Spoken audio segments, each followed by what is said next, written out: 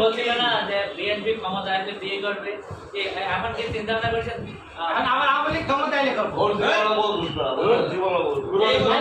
নাইলে জামাত ক্ষমতা এলে করবো। এই বছরের মধ্যে বিয়ে জামাত এই দেশে 22 ক্ষমতা এলে করবো। 100 বছর হয়তো জীবনে নামতে 100 বছর জীবনে আসবে না, কারণ এইটা সমস্যা আছে আওয়ামী লীগ করে